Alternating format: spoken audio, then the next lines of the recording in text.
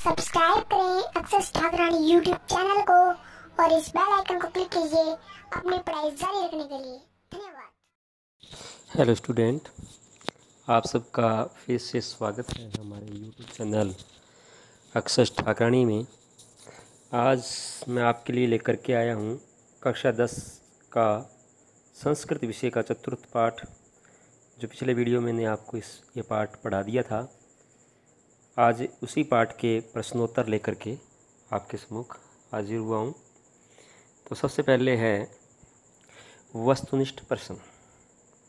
बालक सिंह शिशो की गणयुतम इच्छति। बालक शेर के बच्चे के क्या गिनना चाहता था? दंतान, दांतों को गिनना चाहता था। बालकस्य किम नाम आसीत्। बालक का क्या नाम था? सर्वदमन। तापसी कस्य क्रीडनकम आनेतुम गच्छति। तापसी किसका खिलौना लेने के लिए जाती है? मार्कंडेय। जात कर्म समय कै बालकाय अपराजिता नामोषधि ददाति। जात कर्म के समय कौन बालक को अपराजिता नाम की औषधि देता है? तो मारीच। तापसी केन पदार्थेन निर्मितम मयूरम आनयति। तापसी है वो किस पदार्थ से बने हुए मयूर को लेकर के आती है? तो मृतिका ना कानी निर्मितम। मृतिका माने मिट्टी से बने हुए मयूर को, मोर को लेकर के आती है, मोर के खिलौने को लेकर के आती है। अब आता है लघुरात्मक प्रश्न। लघुरात्मक प्रश्न में क्या है?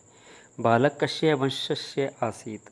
बालक किस वंश का था? तो पुरुवंश का था। सर्वदमनस्य मणिबंधे किम आबद्धम आसीत्। सर्वदमन के मणिबंधे किम आबद्धम से रक्षा कहाँ बंधा हुआ था? मणि कहाँ बंधा हुआ था? रक्षा करंडम, रक्षा सूत्र के रूप में हाथों में बंधा हुआ था। बालकस्य पितु किम नाम आसीत्। बालक के पिता का क्या नाम था? दुष्यंत। बालक सर्वनम कस्य सकाशम गंतुम इच्छति। बालक सर्वदम किसके पास जाना चाहता था? मातु सकाशम, माँ के पास में जाना चाहता था। अब आता है निम्नात्मक प्रश्न। निम्नात्मक प्रश्न है अनार्यः परद्वारव्ययम् इति सूक्तिम स्पष्टीकृत। आर्यों को जो है परदार मैंने कल बताया था आपको पाठ पढ़ाते समय, परदार प्राय स्त्रियों के व्यवहार को नहीं जानना चाहिए, नहीं जानना अशिष्ट व्यवहार माना जाता है। तो इस सूक्ति को स्पष्ट करके आपको लिखना है। तो उत्तर में हम लिखेंगे भारतीय संस्कृत पर स्त्री विषय चर्चा अशिष्टाचारा मन्यते।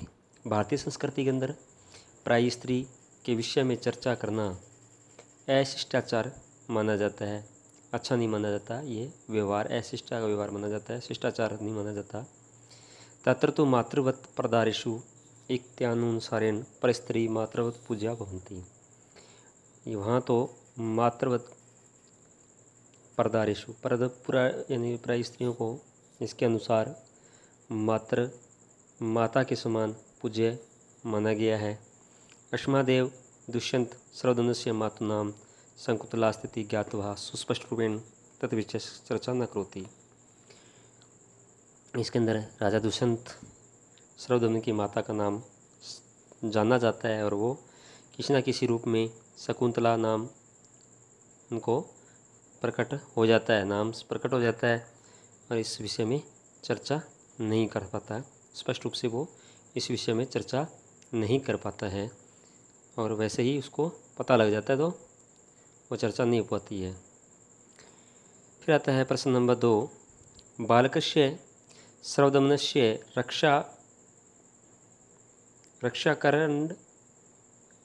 करंडकस्य कीदृशी विशेषता आसीत्। बालक सर्वदमन के जो रक्षा सूत्र है उसकी क्या विशेषता थी, तो ये आपने पाठ में पढ़ा भी था। तो उत्तर क्या है, तत् रक्षा कंडकम दिव्य औषधि युक्त आसीत। वह रक्षा सूत्र दिव्य औषधि से युक्त था, ऋषि मारीच ने उनको दिया था। त्वां माता पिता व आंतमां व त्यक्त्वा अपरो भूमिपतो न गृहीतम्। तो उसको माता पिता व स्वयं के अलावा, यानी कि अगर भूमि पे गिर जाता है या उससे छूट जाता है बच्चे से, तो उसके माता पिता और वह स्वयं बालक के अलावा अपरो दूसरों भूमिपतित न गृहीतम, भूमि पर गिरे हुए को नहीं उठा सकता। या तो उसके माता या पिता या वो बच्चा स्वयं उठा सकता है, इसके अलावा उसे कोई ग्रहण नहीं कर पाता, नहीं उठा पाता धरती से, भूमि पर से। गृह्णाति चेत् तं स्रपः भूत्वा दश्यति स्म। अगर कोई उसे ग्रहण कर लेता है तो वह औषधि क्या होती है, स्रप भूत्वा दश्यति स्म, सांप बन करके डस लेती है। ये था आपका लेसन।